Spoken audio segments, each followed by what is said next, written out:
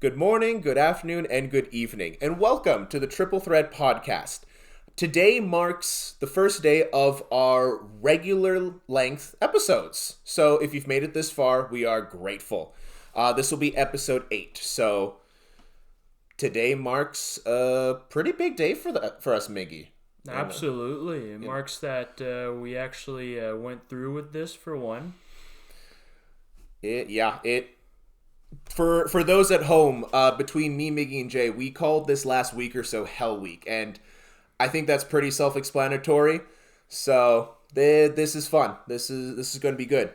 But getting into our actually regularly scheduled stuff, we're gonna talk about some of the numbers from this past week. So we're gonna start with the NBA and just a few games that I want to point out post All-Star break. So the first one, Atlanta beating Philadelphia 117-107, which is a little bit of an upset, just because Philadelphia is just out of the play-in in the Eastern Conference right now, and Atlanta's kind of fighting in that middle section of the East for trying to get ranking for their play-in spot. So it was a little bit of an upset, but something kind of interesting is that Atlanta's actually won all 3 games against Philadelphia this year. So kind of a 76ers kryptonite, if you want to put it. But yeah, so that game was important. There's about somewhere between 30 and 25 games left in the season for every team. So these teams that are all within about 3 games, kind of fighting around the play-in spots, all of those games are getting really important this time of the year. Next game that I just wanted to point out from this past week was Detroit versus New York. So this was a clash of 2 top of the Eastern Conference teams. At the time of this matchup, it was 1 versus 3 in the East. Unfortunately for New York, however, Detroit has had their number all season long. It has been very lopsided. The Pistons have won all 3 matchups against the Knicks. In this game, Cade Cunningham, which is, I think, top 5 in the MVP race right now for the NBA, had 42 points. That's a pretty stellar match. Yeah. There's been a lot of conversation around Cade Cunningham as being one of the more ethical hoopers just because of him scoring without having to go to the free-throw line 20 times a game. But that's a discussion for later. Brunson did, however, have 31 points in a losing effort. So he gave it his all, but a 15-point defeat was what weighted them at the end of the day. Denver versus the Clippers, which was a very tightly contested game and a fun one to watch. I'm not sure, Miggy, if you caught this game at all, but Kawhi played out of his mind. I didn't actually get to play this game. I know you mentioned it a couple of times, and I tried to get it, but at the end of the day, I just couldn't stay awake for it, I think.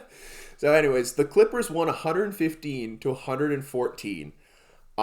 This game had some antics. Actually, Benedict Mathurin, one of the guys that came over to the Clippers in I think it was the Zubac trade, where they traded with the Pacers. Mathurin came over to LA, and I kind of spoke a bit about that on the NBA episode about how he's a solid young piece, and he might have some good games here and there and whatnot. He went off for 38 points. So I think your might is definitely going to be a key player now. Yeah, I mean, I don't expect a guy like him to be averaging 30 plus points a game. I mean, that's prime James Harden, current Luka Doncic level. That's top of the MVP running. But if you have a guy like that behind Kawhi Leonard getting 38 points against a top Western Conference team like Denver, the Clippers have something to be happy about. I mean, they are on one hell of a run. I think they're 10th in the Western Conference right now, and they're just climbing. They are climbing. On the other side, though, a favorite player of mine, but a guy who's been choking in the clutch quite a bit recently, Jamal Murray. He, at the end of the game, got fouled on a 3-point attempt. Now, mind you, when he got fouled, it was 115-112. He got fouled on a 3-point attempt. He had to make all 3 to force it to overtime. Makes the first, makes the second, misses the third. And that's really funny because this is the second time in the last couple weeks where he has had this exact opportunity. End of the game, fouled on a three-point shot, and misses the third free throw to tie the game. I don't remember what the other game was, but it wasn't that long ago. But Murray's a good player. He's a fellow Canadian. I have fun watching him, but he might just not have the clutch gene. So, but those are some game. Those were the first set of games after the All-Star break. A game I want to point out for slightly unfortunate reasons. Denver beating Portland with a score of 157 to 103. I'm sorry, Chris. Even, I'm not a big basketball guy, but 157 to 103, where was the defense that night for Portland? Portland lost by 54 points. I mean, 157, I don't know where it ranks in terms of top scoring games, even just this year. But that is crazy. Denver shot 57% from the field and 51% from three with 21 three-pointers. That's insane. And you know what makes it even crazier? It was a balanced scoring effort. You had Murray, you had Jokic, you had everybody chipping in. You had bench guys. And I know Portland's not doing great this year. I mean, they're fighting in the middle of the Western Conference. They're 9th right now with a 28-30 record, but that's embarrassing. There's no other word for it, really. Moving on, though, there was a game between Orlando and Phoenix that not only went to overtime, it went to double OT, which is. It's rare in the NBA to be going to overtime just because of the amount of individual points in a game, right? Like, it's not like hockey where, your scores are, in the single digits. Yeah, 2-2, you go to overtime, okay. Yeah. We're talking about, triple digits. Yeah, we're talking about scores in the hundreds often, so overtime is a bit of a rarity. They went to double OT, Miggy. So it's fun to see that on the stat sheet. In the end, Phoenix won 113 to 110 against Orlando, and Desmond Bane had 34 points in the losing effort. So, fun game. Double OT is not something you see every day or even every month. I bet you the fans that show up to the game, though, is pretty happy to have that extra time. I mean, as not really a basketball purist, but somebody who enjoys the game for the game, any extra basketball that I get to watch. Next game I wanted to look at was New Orleans beating Philadelphia 126 to 111. Man, I am beating on Philadelphia. If there are any Philadelphia fans listening into this, I'm sorry. Philadelphia didn't have Embiid playing or Paul George, but they lost to the New Orleans Pelicans, who are 14th in the West right now. Their record is 16-42. Philadelphia. I know you guys are, you're struggling with the process, and Paul George has been inconsistent just in availability and whatnot, but you can't lose games to bottom teams like that, especially when you are on the edge of the play-in. And the edge is right. They're only one game ahead of the Magic right now. So the Sixers need to find something. I don't know if they need Embiid to come back, Paul George to come back. I mean, Tyrese Maxey is carrying a struggling team, so props to him. But Philadelphia's got to figure something out, because here starting again after the All-Star break, tough out of the gates. Next game I wanted to take a look at was New York versus Houston. That game ended 108-106 with New York winning. So this game was, obviously tightly contested game. 2 points. Top of the East team, top 3. Top of the West team, top 3 as well. Kind of going at it. Now, the interesting part about this game is it was a game that, again, came down to free throws, which I know it's a part of the game. As somebody who used to play and still hopes to play, free throws are part of the game. They're very important. The ending to this game went something like this. Landry Shamet went to the free throw line. I don't remember if he hit both or if he missed the first and made the second. His free throws put the New York Knicks ahead by 2 points, and KD, with a chance to win it, missed the three-pointer. KD had 30 points that game, but again, another game that just shows the importance of free throws and being able to hit your shots. Denver versus Golden State. Denver lost this game 128 to 117. So 9-point victory, slightly higher scoring, and this is not a game you can lose. Steph Curry is currently injured. Draymond Green is not the same Draymond Green. This Golden State team is currently, because Steph's out, not good. They're scrambling right now. Yeah.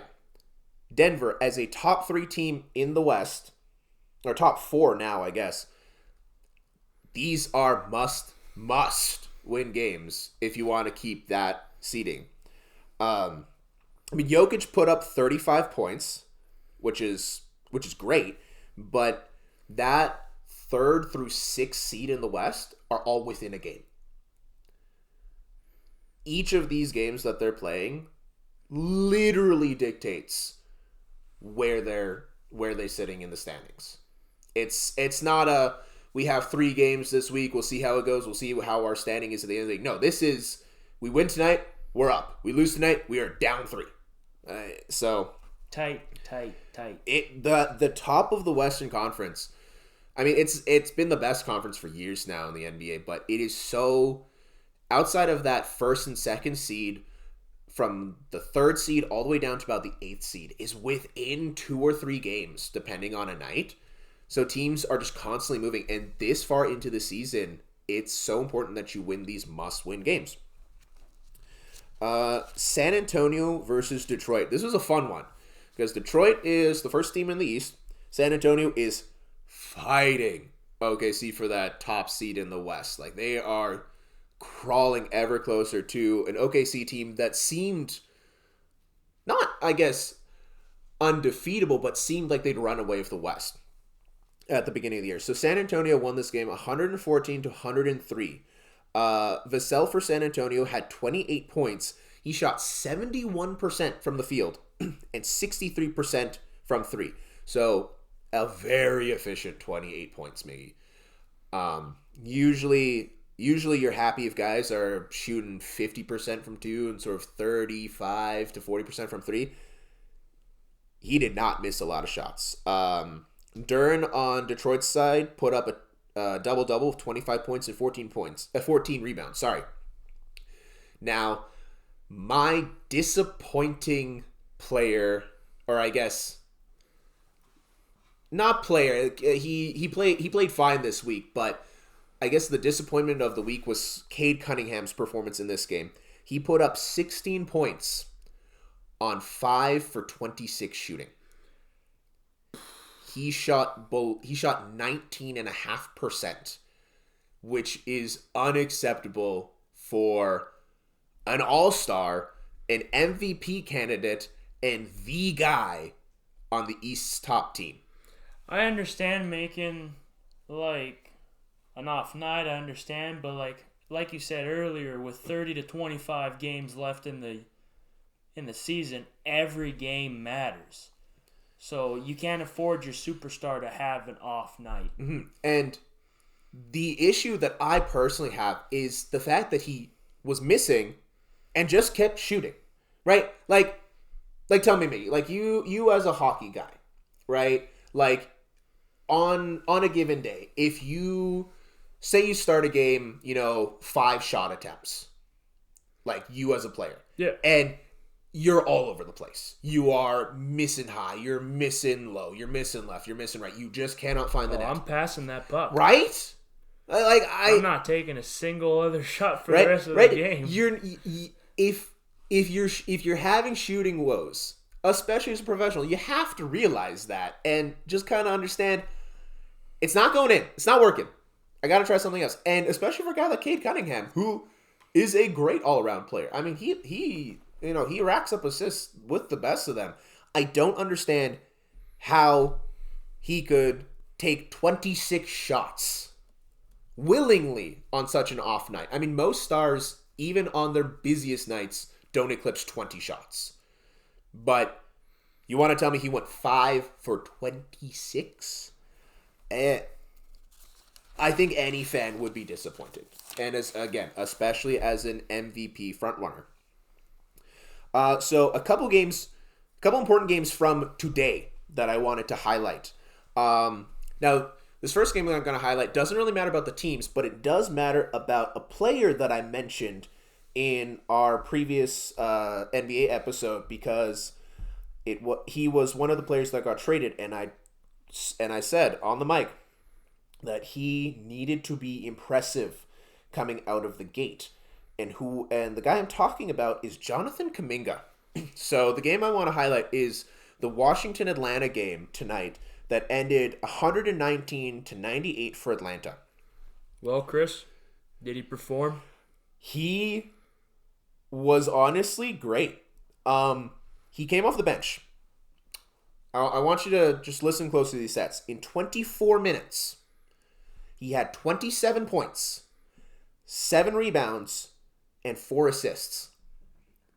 He averaged more than a point a game. A point a minute. That is efficient. That is aggressive. And especially coming off the bench as somebody with something to prove. Kuminga showed why he wanted out of Golden State. Those are good numbers. I mean, he shot 9 for 12 from the field, 3 of 4 from 3, and 6 of 7 from the free-throw line. So, extremely efficient, like I said. So, I don't expect him to keep this up. I mean, shooting 75%. That'd be crazy if he can keep that up for the Hawks. They're going to make a run for it if they can. If you want to tell me that this is the potential he had the whole time, and the only reason we never saw this earlier was because he had beef with Steve Kerr, that is a generational fumble by the Warriors. Another big game going on tonight that is concluded, New York Knicks versus the Cleveland Cavaliers. At the start of this game, Miggy, I told you this, and I remember the look on your face. This game, the Knicks went into this game 37-21, and the Cavs went into this game 36-22. Now, for any of you out there who are at least decent with numbers, you can tell that if the Cavs win this, both teams have the exact same record, and they are both fighting for that third seed in the East. Currently, they're a few games behind the Celtics. Well, let us tell you, the Cavs won. So therefore, they have the same record. Yes, Miggy. They have the same record. The Cavs... Breaking news. Pretty sure it was a wire-to-wire win. At the end, the Cavs won 109-94. The James Harden Donovan Mitchell pairing is paying dividends. Brunson with a solid game on the other side, 20 points. Bridges with 18 points. That's good for your fantasy team there, Miggy. I know that much. Man knows more about my fantasy team than I do. Mitchell and Harden. 23 for Mitchell, 20 for Harden. So you get 43 points from your star guys. And kind of a surprise guy for Cleveland since the trade is Jared Allen. I saw a stat the other day. I don't remember the exact numbers, but ever since the Harden trade, Jared Allen has just elevated his play. Like, I think he was averaging... I think it was like 13 points and 9 rebounds before the Harden trade. And since the Harden trade, he's averaging like 17 and 11. Like I tell you, and I know hockey's the same way. Sometimes it just takes the right teammate. James Harden, he's a bit of a ball hog. I mean, anybody who's watched the NBA remembers Houston Rockets, James Harden, how he wasn't part of a system, he was the system. I was not expecting him to come in here and elevate Jared Allen's play so much. Jared Allen had 19 points, 10 rebounds on 7 of 8 shooting tonight. He missed one shot. Now, mind you, all of his shots are going to be dunks, layups right around the rim, especially with James Harden passing it to him. But not only did you get Donovan Mitchell, an experienced running mate, but that experienced running mate has brought in a third star into your team, or essentially turned another guy into a star player. So now you've got, your three-headed dragon instead of just your power duo. So while I was explaining this, I had Miggy and Jay just take a look into some numbers for me. So going back to that Denver-Portland game, the 157 points is the highest of the season for a single team. The 157 points also marks the Denver Nuggets franchise high in points. And the 54-point difference also marks a franchise high in point differential. That being said, Denver had a game. No other way to put it. Denver entered and was like, hold my beer. The Denver wanted those golden nuggets, man. And, they fought the Trailblazers, of all things, for that. I think that's a little poetic, if you ask me. All I'm saying is there's no D in Trailblazers. So I do not know where that defense line was. Yeah. There was just no resistance. None at all. So those were some of the big games from this past week's or post All-Star break again. Now, I looked ahead. Some games this coming week that I think are either must-watch games or at least games that I think every fan should at least take a look at when they're done. Now, Miggy and Jay can attest to this. I freaked out when I saw the schedule earlier today. I don't think you guys understand. We do our research every once in a while, to stay on top of this stuff. And Chris is glued to his screen looking at these games, and all we hear is, "What?" We'll let him explain why. I will try to keep my cool this time. So, tomorrow on the NBA docket, OKC versus Detroit. Number 1 versus number 1. How often do you get a game this late into the season where you actually have the top seeds going at it? On paper, then, it should be kind of like the NBA final. These are... I think you're right. These are the two favorite teams to come out of Eastern Conference.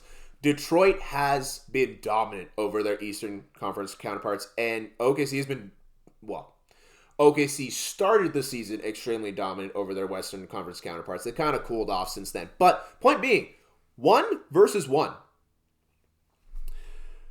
Now, a slightly less big game tomorrow, but equally as fun. Boston versus Denver. Boston currently sits as the 2nd seed in the East, and Denver currently sits as the 4th seed in the West. Another best of the best cross-conference competition. So these two games, I might not get any research done because I will be a fan the whole time watching this. Glued to that chair. I will be glued to the chair, the couch, the screen, whatever I need to be glued to watch these games, Miggy. You know me. Another game I want to look forward to this week is Philadelphia versus Miami. Now this is, again, I keep bringing up Philadelphia. They are right in that awkward spot of, they have a playoff spot, but a bad end to the season, they're in the play-in. If it's really bad, they could be out. Philadelphia is so kind of here. Philadelphia and Miami are half a game. They are a game apart. The 76ers, Philadelphia, sit at 6th in the East. Miami sits at 8th in the East. If Miami wins this game, they will be the same amount of games back of first place, and depending on how other games go and scores and whatnot, we could very easily see Philadelphia be placed solidly into the play-in spot by the end of this coming week. So basically what you're saying is this game is exactly like the Knicks and Cavs game. Yeah, just slightly lower down. Like these teams are almost identical records. Actually, no, you're right. It is exactly like the Knicks Cavs game from tonight. If the Heat win that game, it's not the same games back, or not only, it's the exact same record. So it'll be fun. It'll be interesting. A little later in the week, Denver versus OKC, top of the West, two heavyweights going at it. Denver is in must-win territory. The 3rd through 6th seed in the West are within a game right now. And the 7th seed Suns are only 2 games behind the 6th seed Timberwolves right now. So even the play-in teams are right in that mix. So must win for Denver. Also kind of a must win for OKC, because every loss that OKC has is an opportunity for San Antonio, for the Spurs to just grab that first seed away. Oh, and Wemby's playing for it. Wemby, I knew Wemby was committed to playing basketball. I mean, as any professional NBA basketball player should be. But the amount of willpower and just competitiveness that this guy showed at the All-Star break, San Antonio could make a very convincing run here at the end of the year with how him and their young players are playing. Later in the week, just couple more games that I'm going to take a look at. San Antonio, speaking of which, versus New York. New York is currently 3rd in the East. San Antonio is currently 2nd in the West. So this is kind of similar to the Boston-Denver game for tomorrow, where it's cross-conference, top of each conference team just really going at it. So that'll be fun. And for my Toronto Raptors, they play the Knicks later on this week. Again, Knicks are 3rd. Raptors are currently 5th in the East. A couple games back, but if the Raptors are able to win that helps them climb ever closer to the top of that Eastern Conference. So that's all the games I wanted to bring up today. A few important injuries, though. Steph Curry is currently out with a knee injury. It's estimated that he's going to return March 2nd, so 3 days out. Darius Garland, who moved to the Clippers at the trade deadline, is out with the toe injury. He should be back March 1st, so within a week as well. SGA is supposed to return this week for OKC. Jalen Williams for OKC, he's out with a hamstring injury right now, but he should be back sometime in the realm of March 7th. So we'll look for that, because that is also going to dictate how the Thunder kind of keep going with the season. Dylan Brooks for the Suns is out 4 to 6 weeks with a broken left hand. Devin Booker, also for the Suns, is currently out with a right hip sprain. It ain't looking good for the Suns. So, when earlier in the last episode, when I said that the Suns have been impressive and that they're looking to make a good run, this next month could be really rough. Yep. And so we'll have to see if the rest of their guys can keep it up. News from today: Shaedon Sharpe of the Portland Trail Blazers, he is out also 4 to 6 weeks with a calf injury. And yeah, that's about all there is for the important injuries. So I think that does it for our more numbers heavy stuff for the NBA. So I'll give it off to Miggy to kind of go over the NHL and their numbers. Yeah, so thanks, Chris. Also trying to learn the NBA a little bit, so I'll try to keep track of some of that information too. So for the NHL, we actually haven't started yet. It starts on Wednesday, since we're recording this on a Tuesday. I got a couple of big games though. Like there is some big games coming up, in my opinion.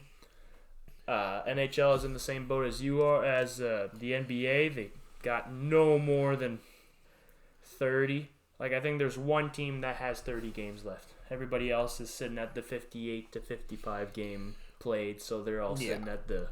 Yeah, well, the NHL and NBA seasons, they overlap really closely. Yeah, so. they had to condense it for the Olympics, so we'll see how it goes now with maybe a little bit more stretch room. But now I do want to state, because I cannot name every single one. Every interdivisional Atlantic game is going to be a huge game. It is the tightest division in the league so far. Between first and last, there is, and I say only as if it's like, it is still, but compared to the other divisions, is nothing. Oh, yeah. 17 points. There is not a losing record right now in the Atlantic Division. In the last place, which is Florida Panthers, there is a .535 win percentage. So every Atlantic interdivisional game is going to be a big game. Is there going to be wiggle room? I feel like it's going to be last game of the season to see who makes it in the playoff and who doesn't for the Eastern Conference in total because of the Atlantic Division. Now, for my big games, you have the Knights and the Kings. Reason why it's a big game for me is, one, it's Panarin's first game as the King. Now, unfortunately, due to Fiala's injury, they can't ease him in, so they got to put him right where Fiala was because of the Olympics, because he's out for the season. I mean, that was a scary injury. Yeah. So now, I don't blame them for taking off for the year. I thought the Knights would win, but Noah Hannafin and Jack Eichel are having a prolonged stay in Milan, so they won't be there for that game. Oh. So now the Kings, yes, have to bring Panarin into their new gameplay, but they don't.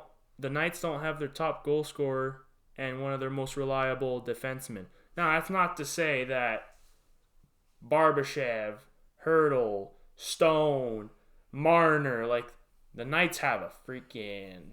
Oh yeah, I mean it's the Knights. They got the whole round table. But I feel like the Kings could bring this one after hearing that Eichel and Hannafin won't be there. Well, I mean, when two of a team's top guys are guaranteed not there, that's an opportunity you have to take. So now another one that I feel will be important. There is a Calder battle. Okay. In the coming week, and it's Montreal versus Islander. Yeah. Matthew Schaefer versus Ivan Demidov. Now, you know I'm a little biased. Of course. So, of course, I feel like Demidov's going to perform better. But here are the stats. Schaefer has, I think, 39 points. Demidov has 48. Now, I understand Schaefer's at 39. He's 18 years old. But the trophy's not the best 18-year-old to score the most points. Yeah. It's the most valuable rookie. Mm. So at the end of the day, I personally feel right now that Demidov could be the favorite for the Calder. Now, I know it's going to be a tight race because Seneke from the Ducks is doing pretty well too. But I'm gonna definitely watch the Islander versus Montreal game, not just because I'm a Habs fan, because it is the battle for the Calder. Yeah, well, I mean, you'd be watching it anyway, so no, just more reason. Now, another big game is going to be Red Wings versus Hurricanes. Now, like I said, Eastern Conference, tight. Atlantic Division, even tighter. Hurricanes on the top right now. If they want to stay on the top, they have to win games. All right? You want that number one seed, you got to keep winning. Red Wings in the Atlantic Division. Hurricanes win, Red Wings lose, Buffalo or Boston takes over. Well, the other thing is that currently the Red Wings are tied for points with your Canadians. Yeah, but they have one game played more. I know, but that's another game of must win for the Red Wings just fighting the Atlantic. Definitely. So there's that. Those are the big games. I don't really have any games to comment on because, like I said, we've been in the Olympics. Yeah. So and it comes back tomorrow, right? Yeah, on Wednesday there's about 7 games. Okay. So it's not too bad. We do have some big trades, though. I wouldn't say big, but we got trades. Oh, yeah. So Brett Kulak's getting moved again. So after being moved from Edmonton to Pittsburgh, I guess Pittsburgh decided didn't want him. So Brent Kulak got shipped to the Avalanche. So at what point do we give him the label of journeyman? Yes. 2 trades back to back. It's not great. Radnan did that last year too. Yeah, I suppose. So anyways, so Avalanche got Brent Kulak in return, which smooth skating defenseman. He's reliable. He's good with getting the puck out of the D zone into his forwards and making plays and all that stuff and getting the play started. Yeah. Right, which Avalanche needed more of. Right, because being the top of the league wasn't good enough for them. With Taves, McCarr, Brett Burns, now you got Gerard on top of that, Mason. Yeah, they're set. So do we just exempt them from the rest of the year, just give them that top spot and let everybody else fight amongst themselves? Because at this point... Nah, we'll have to check. But yeah, their defense is crazy. Ridiculous. Pittsburgh in return got a 2028 second round pick and Samuel Girard. You know, Miggy, just before you continue with that, I want everybody to know the Avalanche have played 55 games this year. Yep. Do you want to take a guess at how many losses they have? Are you talking regular losses or just... Regulation losses? 8. Close. 9. They have not hit double-digit regulation losses. You want to know what their non-regulation losses, their overtime losses? Also 9. Yeah. This team is so dominant, they don't even have double-digit regulation or overtime losses yet. Which one do you think is going to happen first? It's got to be overtime losses. I mean, there's no way. They're so good. Like you said, I don't see a team beating them in regulation before they get beaten overtime. Yeah. So back to just the trade. Thanks for that. That was actually pretty sweet. So they got a 2028 second round pick, right? And they got Samuel Girard, which is a defenseman. So they got a swap defenseman, a pick. Now Samuel Girard. Sorry. Try saying that 5 times fast. Man, I can't even say it once right. He's a smaller dude. He's 5'10". Okay. Smaller defenseman. For the NHL, it's... Oh, yeah. Okay, yeah. For professional sports. Yeah. Now, Samuel Girard is kind of the opposite of Brent Kulak. Brent Kulak is smooth. He's more of a faster. He relies more of his hands on his speed. He's quick. He has the stick handling. So instead of the physicality, he'll try to move the puck around. Real finesse kind of player, right? I wouldn't say finesse, but he's less gritty. So, like, a lot of those bigger defensemen will use their bodies, right? Oh, Since he can't use his body as much, he has to use his skills and his vision. Okay. So that can really help Pittsburgh, because right now they got Carlson and Letang, and Letang is coming up on the end of his contract in the next couple of years. So maybe Pittsburgh's just signing him, getting ready for Letang, and seeing if he can fill Letang's shoes. Yeah, just future-proof themselves. I like it. Now, a little trade. The Blues and the Islanders made a little trade for little guys. Julien Gauthier and Matt Luff. They've both played in the NHL. Gauthier got picked in 2016, 21st overall in Carolina. He's a winger, but he's gone from Carolina to the Rangers to the Sens to the Islanders and now the Blues. You were talking about journeyman. Yeah, I was about to say, speaking of which. He is 6'4". Okay. And 225 pounds. So Okay. he's a big dude. So he's got that base physicality that he can still kind of throw And around. he has played 181 games in the NHL. So he has played NHL level. Yeah. But he's only produced 41 points. For a first-round pick, that's not really what you're looking for. No, I mean, you and I mentioned a lot on your NHL episode about how important getting close to that point per game mark is and how, but was it 49 and 181? 41. 41. That's what, 0.25, somewhere in the realm of 0.3 points per game, which... You're under the 0.25. Yeah, so... But Matt Luff, same thing. Right winger, wasn't drafted. Undrafted. 6'3", 219. So about the same portions. Yeah. He went from the Kings to the Preds, Red Wing, Blues, and now Islanders. So another journeyman. In 111 games, 28 points. So again, you're under the... You're under the 0.2, yeah. Actually, he might be just on the 250. Yeah, but my quick mental maths is a little out of practice, but... This one's more of a switching guys around. It's kind of a nothing trade, really. Either it's a nothing, or the Islanders just really wanted Matt Luff, or the Blues really just wanted Gauthier. It's to see in the future if they'll play or if they'll just stay in the AHL. Right now, both have been sent back to the AHL. I mean, it's unlikely with their numbers, but how many times have we seen somebody move to just a new location and just sprout, you know? Yeah. Sometimes it's just surroundings. Now, I do also cover the PWHL ladies, because I'm awesome. So there's three important... He's taken, by the way. There's three important games for the PWHL coming up. They're starting on Thursday. Okay. So on Thursday, the Victoire from Montreal are playing the Sirens. The Sirens need to win to keep above the Charge. The Charge, like I said on my episode, they ended off before the Olympics 4-0. If they keep going, they can go up to... Yeah, they can start just like over. Oh, yeah, because right now you got the Fleet, you got the Frost, you got the Victoire. If you keep going up, beat teams like the Victoire and everything, then you go. But if you have teams helping you as well, but Sirens need to keep winning to stay on top of the Charge.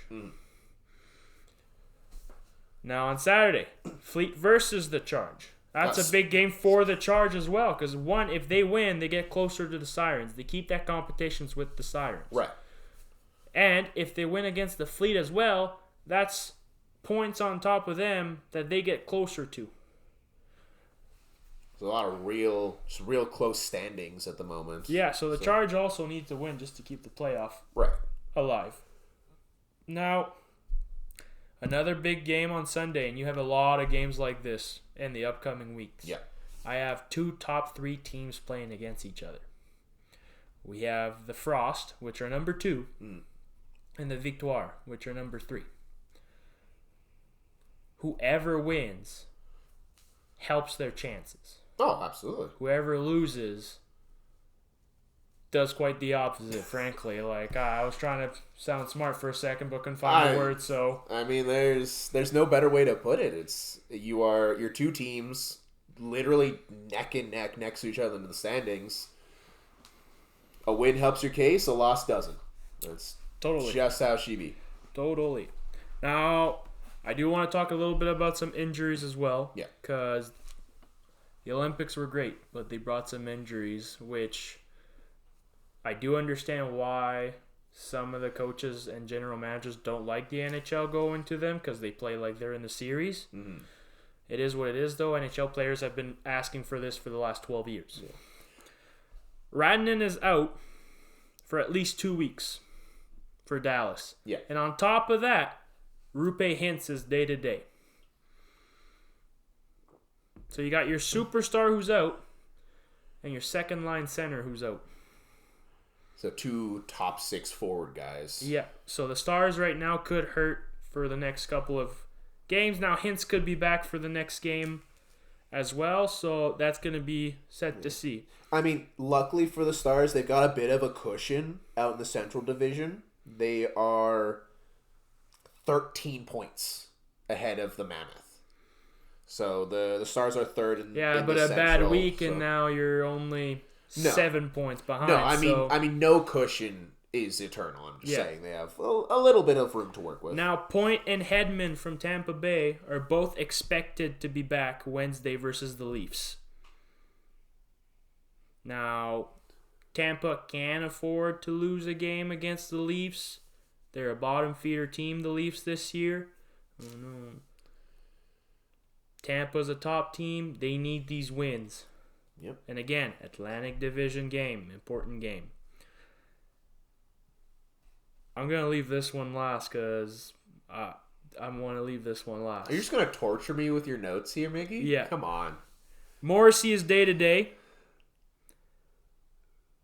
I couldn't find anything on whether he's going to play on Vancouver or not. And that's Wednesday. So tomorrow. Yeah. We'll probably be watching that game. So that will be day-to-day for now. I don't want to make presumptions. So if I don't know, day-to-day. I mean, it's so hard with day-to-day injuries. Fiala, like I mentioned earlier, awful for him. He's one of my favorite players to watch. He has such a way with the puck. He is a skilled guy. Honestly, I feel he's underrated. He is out for the rest of the season. He was supposed to be the guy to help ease Panarin into all of this. And then I think they were going to bring him on the line because Fiala can play both sides. Mm-hmm. But sadly in the Olympics, he got a bad injury. He had fracture in his lower leg. I think it was the left one that he needed surgery on. He is out for the rest of the season. Well, hopefully he recovers quick. I mean, those guys get medical attention so fast. Yeah. So, but smart to just keep him out for us, especially if it's a fracture. Yeah. That's no small matter. You don't want to risk it and it becoming a full break. Oh, especially in the legs. Yeah. So now, the one I kept from you. Don't hurt my soul too much. Crosby is still considered day-to-day. Man, it still hurts just as much as it did when it happened. Yeah. Now, I don't personally know Crosby, but I've known Crosby from watching him, and he never stays out for too long. So for now, I think he's going to be day-to-day. Maybe consider him maybe week to week. He is on the older side. He's still Sid the Kid, though, but he's still on the older side. They may want to be just a little precautionary with him. The Penguins are sitting in a really good spot for the playoffs. I think they're 8th in the league in total. Yes, they are currently 8th in the league. So they could maybe afford a week or two just to make sure Crosby is all right. Well, the other good news for Crosby is that he skated off the ice on his own power. He was with the team for the rest of the Olympics. And he did skate onto the ice to receive his medal. Yeah. So, by those metrics, it shouldn't be too bad of an injury. It might just be the kind of injury that just prevents him from, going 100% kind of thing. Yeah. Hopefully that's all it is. But like you said, he is getting there in years. So it's going to take a little bit longer for him to recover. But yeah, good signs.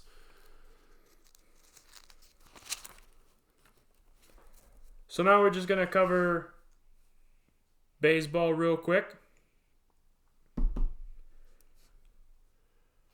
The Blue Jays are currently in their spring training. Me and Chris watched a game or two, and they don't look bad. No, their top guys look good. They look comfortable. Okamoto? Yeah.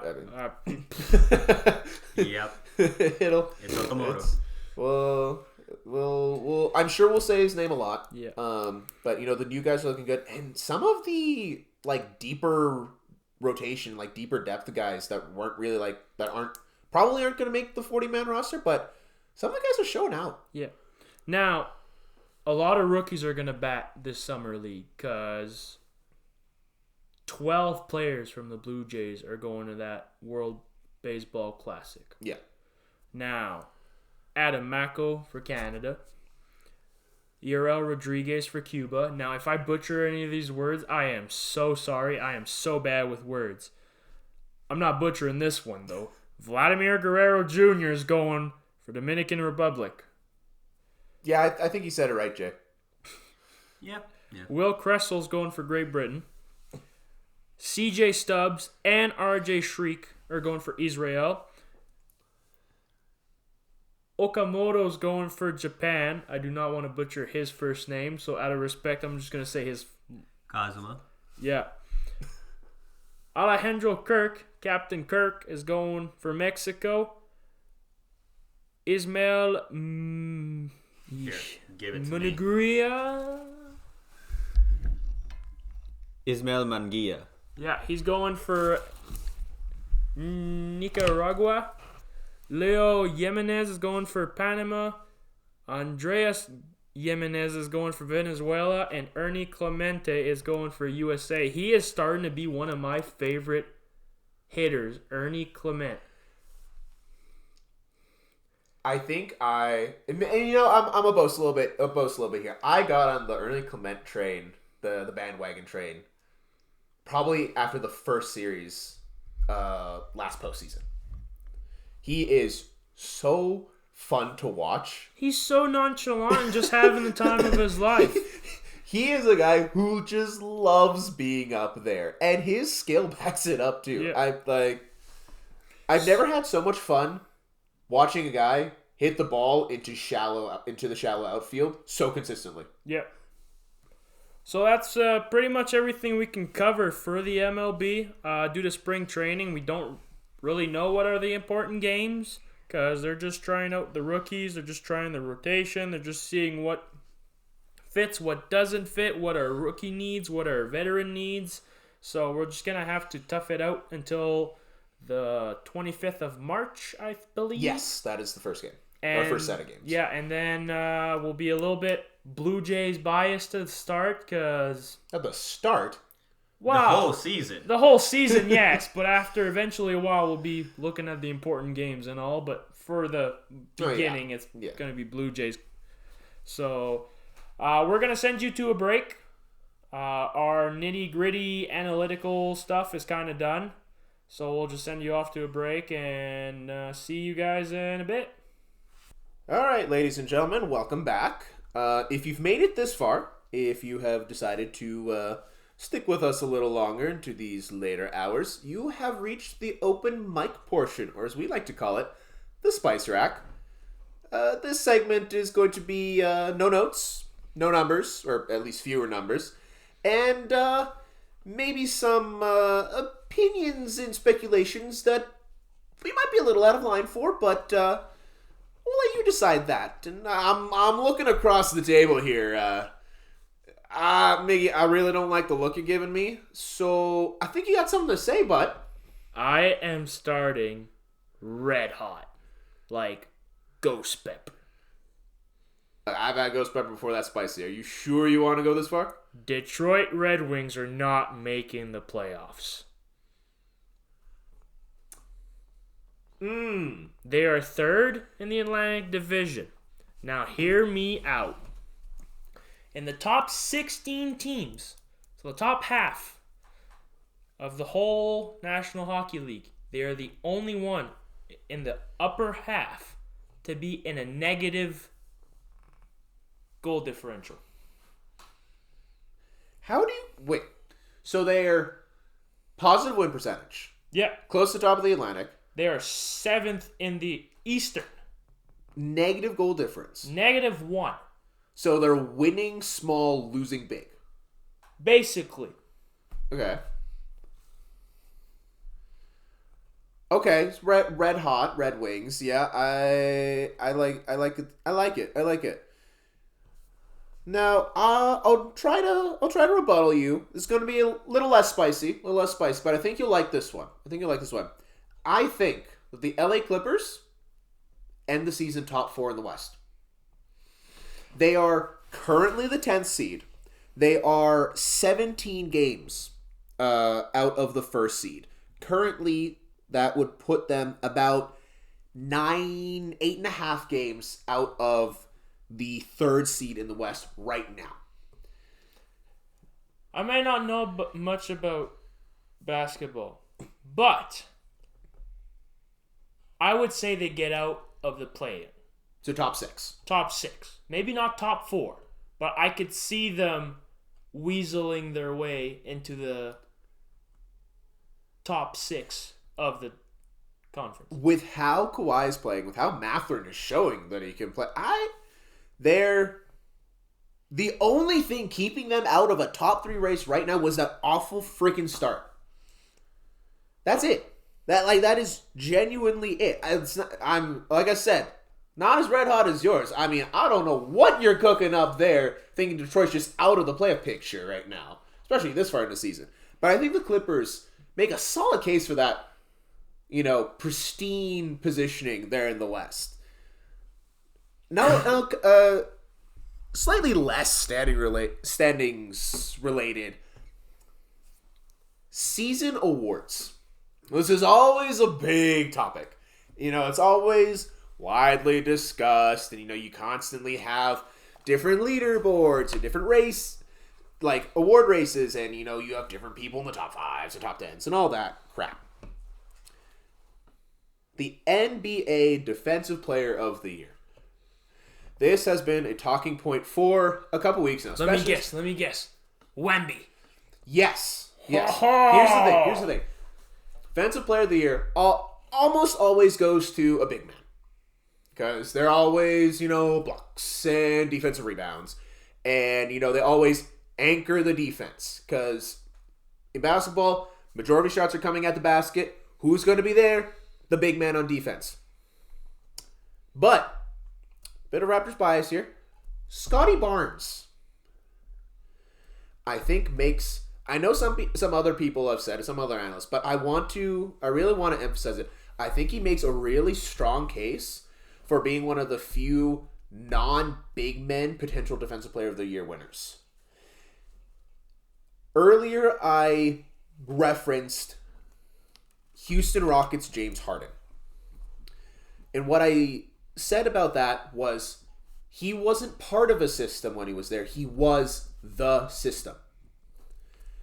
The Raptors are a top 6 defense in the league.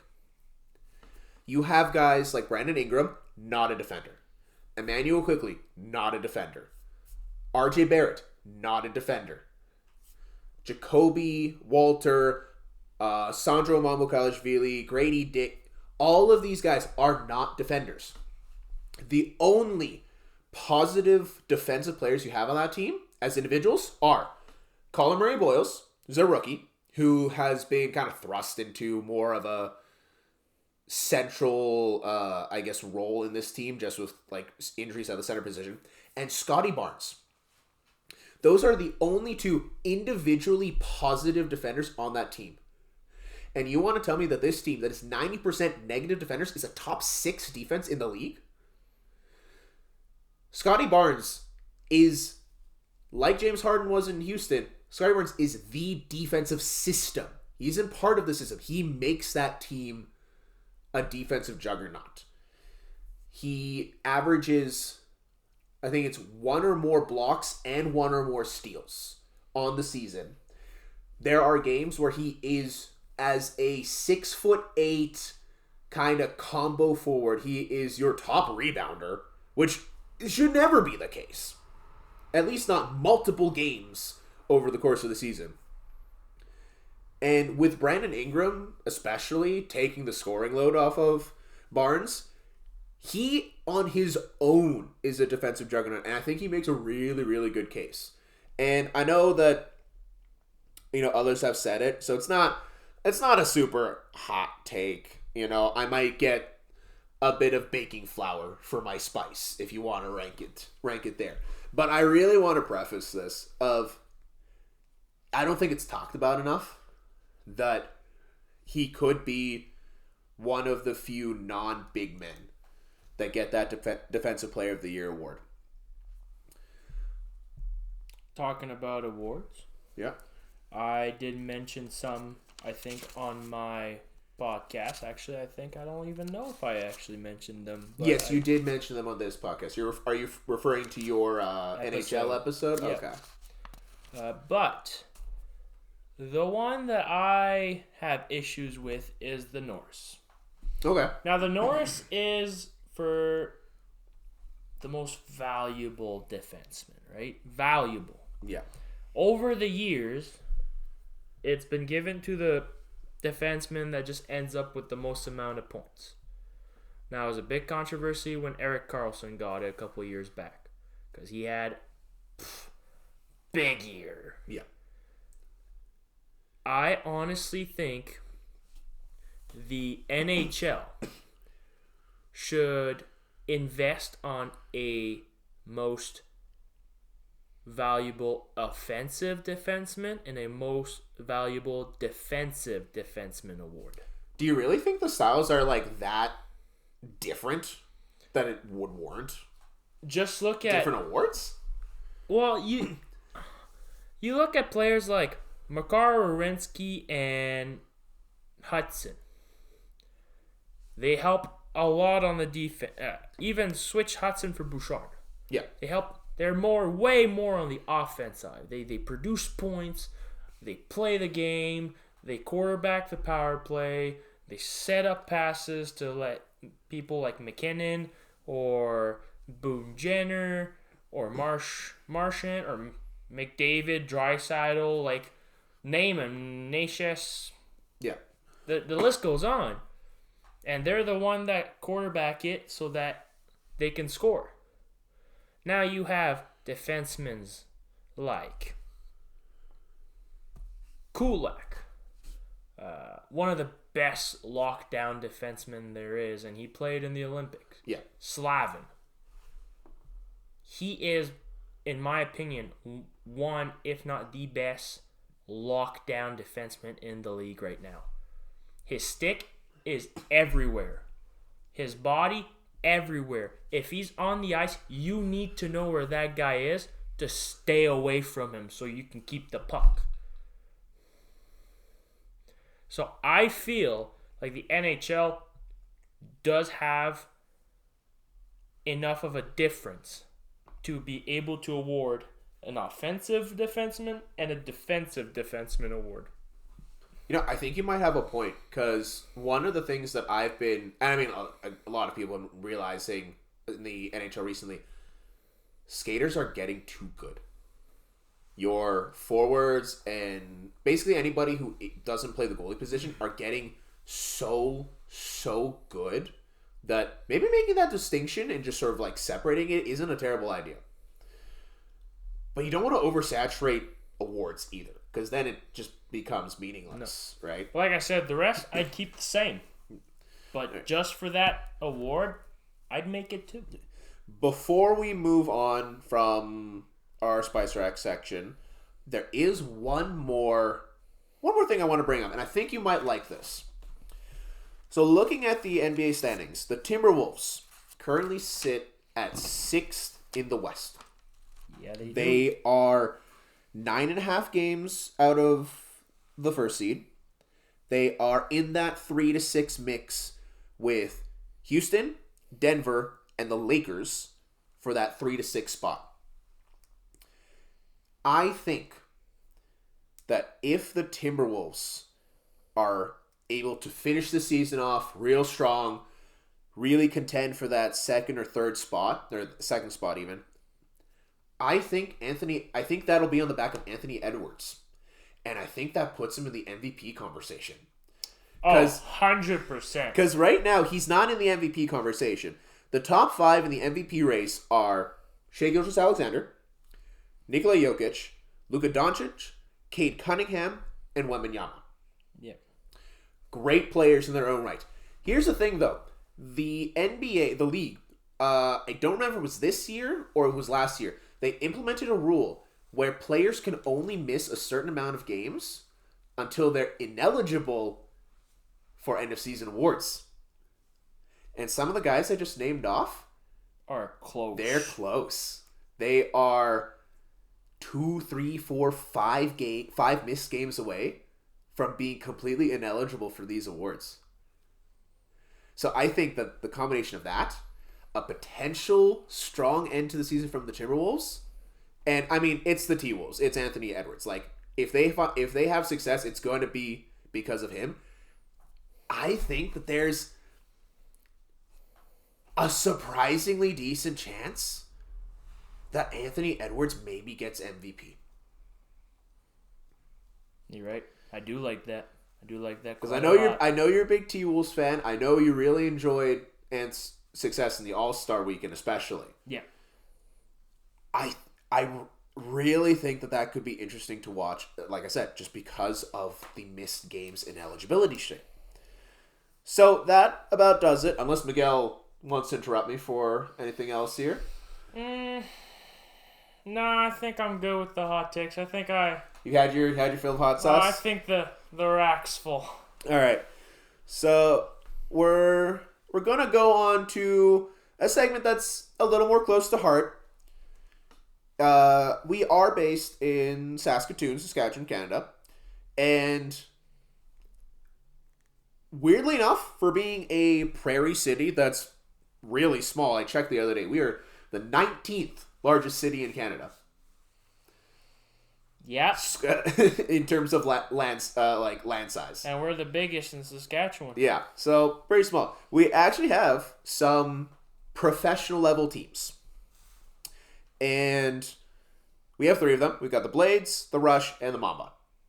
So, Miggy, I'll give it off to you if you want to give us a little bit on the Blades and Rush. So, Blades are fighting for playoff position, which is fun to hear. They're not fighting on the outside, though. They are in the in. Okay. It's the top 8 teams on the eastern side and the western side, and they are a comfortable 15 points ahead of the team before them. Or behind them. Behind them, yeah. So they are 15 points ahead of the Regina Pats, and even more from Red Deer, and it just keeps getting bigger and bigger and bigger. So we got 10 games left. I don't want to say that it's an automatic playoff clinch, but we would have to basically lose everything and the Pats win everything. So, or the Red Deer, Red Deer win everything, or Moose Jaw, same thing. Fighting from an advantage. Now, funny enough, and we all, even Jay laughed. Had a good laugh at this, yeah. Can the Saskatoon Blades be any more average than what they are? Respectfully. We are at a 5.52 percentage for victories. Looking at this standing sheet, it might be the funniest thing I've seen all weekend. As of today, we have 199 goals for and 199 goals against. Can we be any more average? Perfectly balanced. And out of 11 teams, we're are 6th place. So there's 5 on top of us and 5 below us. When it comes to average, we are the definition. Well, to be fair, we are the province that sits right in the middle of this freaking country. It ain't helping our case. We don't change the time. Our hockey is average. We score one, get scored on. We get scored on, we score one. But hey, we're making the playoffs, so who cares? Hey. Hey, look, all I'm saying is if the average Joe can find success, it's a good world out there. So, yeah, pretty ecstatic that we're in the playoff. Now, we do play against the Pats on the 28th, so that will be a must-win for us just to create a bigger cushion. But I feel like the Blades are going to make the playoffs. Unless I don't understand the format, which I looked it up. Is like 8 on both sides, makes 16. Makes sense to me. You go 8 is 16, 8, 4, 2. I mean, it's standard tournament format, as anything should be. It's hockey, it's points, Now, if you look at the Western side, though, just quick to find it funny, because the top 5 teams on our side all clinch. On the Western, only the top team has clinched, so the rest is up for game. You said there's 10 games left in the season. Yep. And the only spot that's been clinched in the Western Conference... is the top one. Mind you, the Blades play in the Western Hockey League, right? Yep. Is just the top spot. Everett Slivertips. Have they clinched the conference? Yep. So they are 47, 7, 2, and 1 with 97 points in 57 games. Nobody else is safe in that conference. Okay. So it's going to be interesting to watch. We're on the 25th. We're playing Penticton V's at Saskatoon. The 27th, we're playing the Prince George Cougars at Saskatoon. And then the 28th, we're making the road trip down to Regina to play against the Pats. So I'm hoping for at least 2 wins would be fun. Win. The pure bias in me is thinking win would be awesome. But in the last 10, we are 4-4-1-1. So 4 wins, 4 losses, 1 loss in overtime, and 1 shutout loss. We are average. We have... Blades, please. That should be our slogan. We are average. Yeah. So, now if we go to the Rush, they are killing it. They are averaging 12.3 goals for, 9.6 goals against. So they're averaging a goal difference of 3? Yeah. They have 137 goals for and actually 100 against. And they're not even the teams with less, because Vancouver Warriors has 93, and then Georgia Swarm in 4th place have been scored on 77 times. So they're probably keeping their games real close, but the Rush right now are 10-1. That brings them to a win percentage of .909, which is crazy. We have 2 games coming up. One's against the Buffalo Bandits, and the other one's against Rochester. They're average. Like we were just talking about average. They're below average, actually. Bandits are a bottom 5 team. The Nighthawks average 13.3 goals against. Ooh. So they average our goal for. Yep. So it'll be fun to see. I think we're going to win both. I'm confident. Like, we're just killing it. 10-1. We're not talking about the one. I'm not going to tell you who the one's up against. But the one doesn't exist. We see the 10 wins. Yeah, no, we're not going to mention that. So for anybody out there, the Rush are actually 10-0. 10-0. You heard it here first, folks. They are 10-0. It would be fun because for me as a sports fan, my teams have been killing it the last year and a half. Like, the Rams were doing good last year. They got to the conference final. Montreal's doing awesome. Rough Riders won. Timberwolves made it to the playoffs last year. It looks like they're about to make the playoffs again. And Ant is about to get a surgery to reconstruct his spine from carrying that team. Oh, my goodness. So it would be really fun to see both Blades and the Rush make the playoffs and a deep run. I feel like the Rush could probably steamroll everybody out of biasm, but hey. I mean, the Rush have been great for years. I mean, they are like the Saskatoon's team. Oh, yeah. So... but no. I mean, speaking of which, I mean, it's been good for my teams too. I mean, the Raptors are a surprise success this year. My Seahawks won the Super Bowl this past year. I'm sorry for your Rams. Hey, we all know the actual Super Bowl was against the Rams and the Seahawks. Although, as a Canucks fan, Yeah, I'm how's, looking for next year. I'm looking for next year. Let me look No, that up real no, quick. don't even tell me. Don't even tell me. I don't even want to know. 32nd with a goal differential of minus 61. I mean, 61 is about how much they've made me age with the stress they're putting me through this year, so... Yeah. Let's see how much Avalanche has in goal differential. Plus 74. That's rough. You know, I said this segment was going to be less numbers, and you keep pulling numbers into this shit, Miggy. I'm a number guy. I know you are. You can stop it now. I'm the number guy. And our last hometown team, the recently rebranded Saskatoon Mamba, used to be the Saskatoon Rattlers for anybody who has followed them at any point in time. Their season starts on May 14th. They will be playing the Vancouver Bandits. So that about does it for our hometown sports. We do wish we had more, but small city. And we're going to move on to our final segment of the night. And our host for this segment is going to be Jay.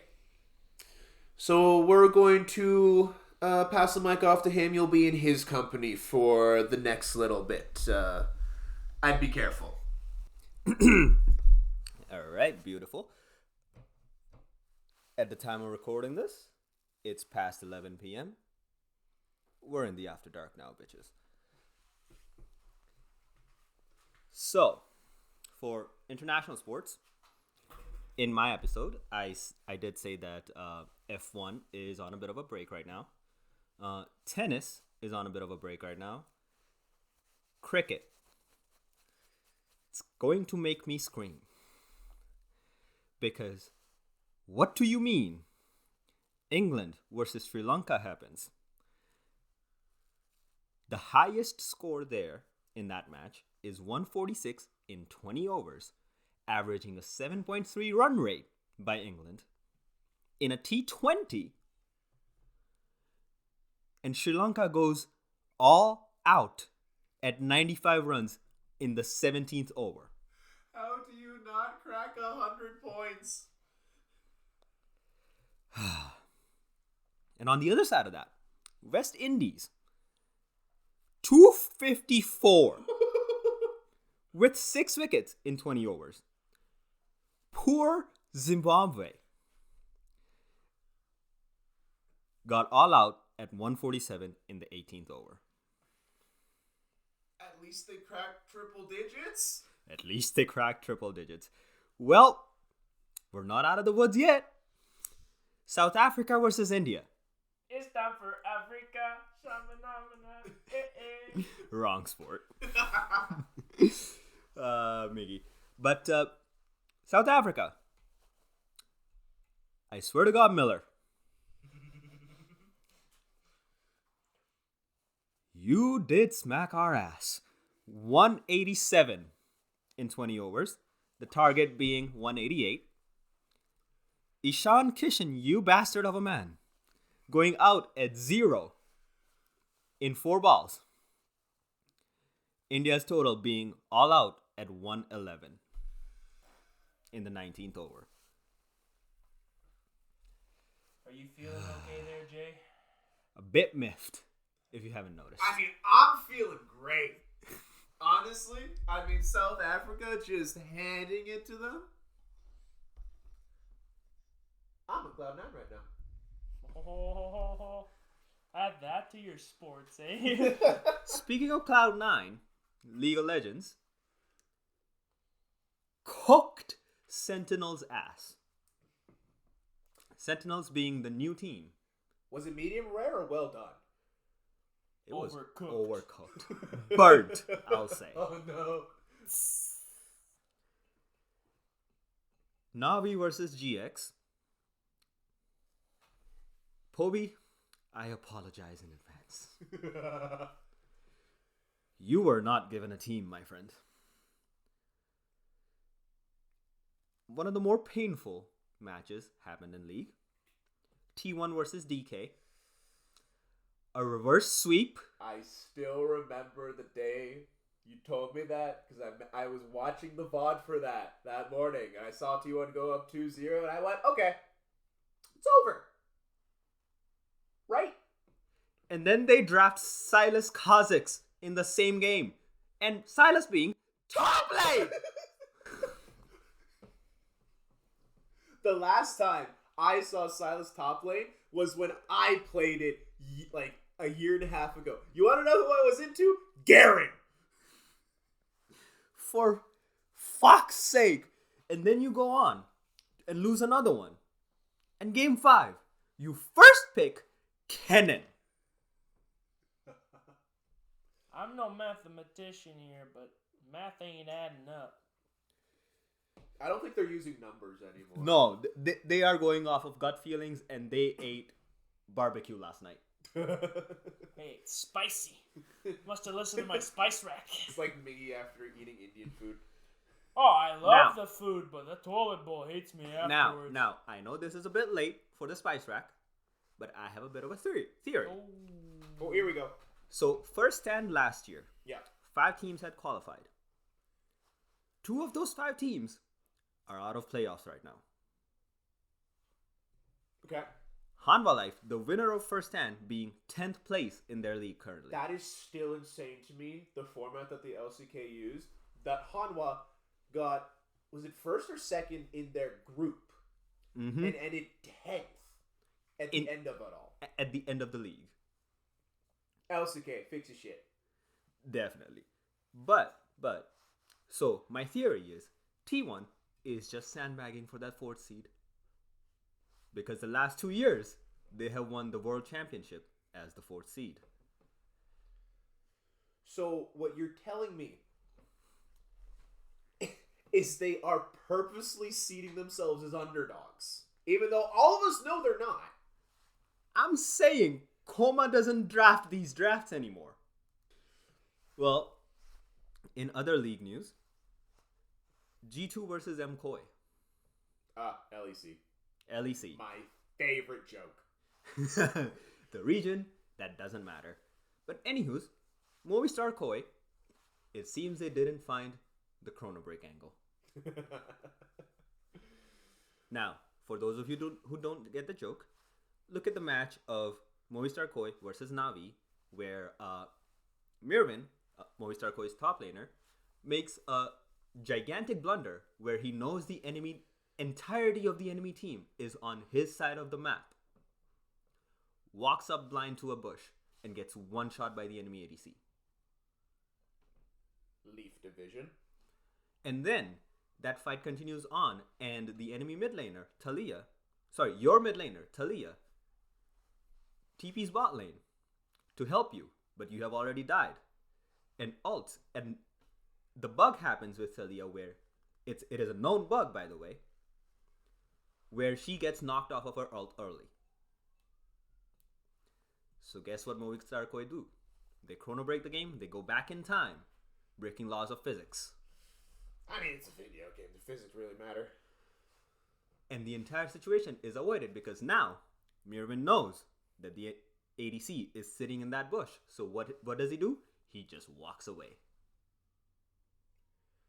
Not making that mistake, and Navi losing that game. So they cheated. Legally. Legally. I don't know. That sounds like politics. Anyways. But this match, it seems they did not find the Chrono Break angle and lost to G2 3-0. Deserved, I think. Vitality versus KC. Karzi, I apologize on the behalf of the entire region because, brother, you worked magic on that Ezreal game. If only in Game 3 they had given you an ADC instead of a washed up K-pop girl. What do you mean? In the Game 3 draft, you let Rumble Wukong Ari go to the other side. Meanwhile, having Seraphine APC with Braum support, and your team's highest DPS being an all-out Cassante. Rumble Wukong. It's crazy to me that makes it through to Game 3 of Fearless. That alone is insane. but to either I don't know what the pick ban was looking like, but to either not pick it when you had the chance or not banning it when you knew it was priority is insane. And their draft was, correct me if I'm wrong, Cassante, Xin Zhao, Twisted Fate, and then the Seraphine Braum that you mentioned. Mm-hmm. I have seen a feather do more damage than that whole entire team. comp. They deserve to lose. Yeah. I don't understand how a professional team drafts that. On the other side of the world, LPL, China, Test versus JDG went to 5 games. Banger of a series. WE versus AL, 3-0 for AL.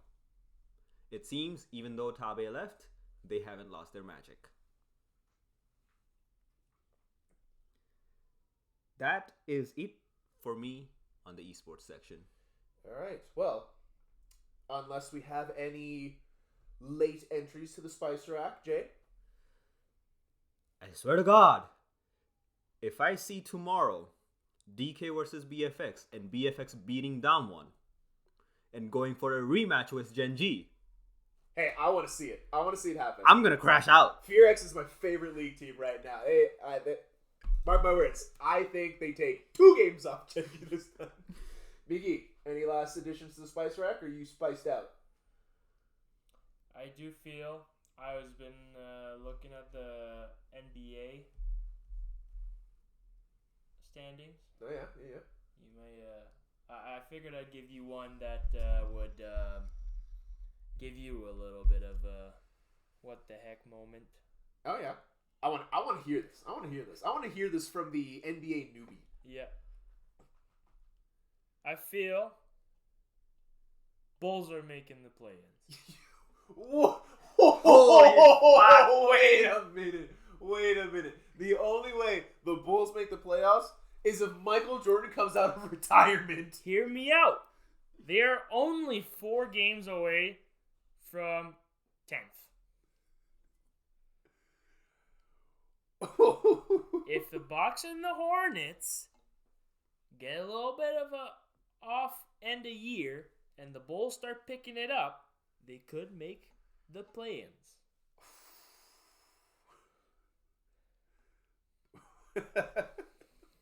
you know, I'm a little stunned. You are coming out hot with these. Really? Yeah. The Bulls. Yeah. The team that made like 5 different moves at the trade deadline, rebuilding. Yeah. You know what? Screw you. I'm gonna keep an eye on that. I figured you would. You know, if the Bulls make the playoffs, I'll make a bet with you. I'll come up with something for next week. The Bulls make the playoffs. Ooh, that could be fun.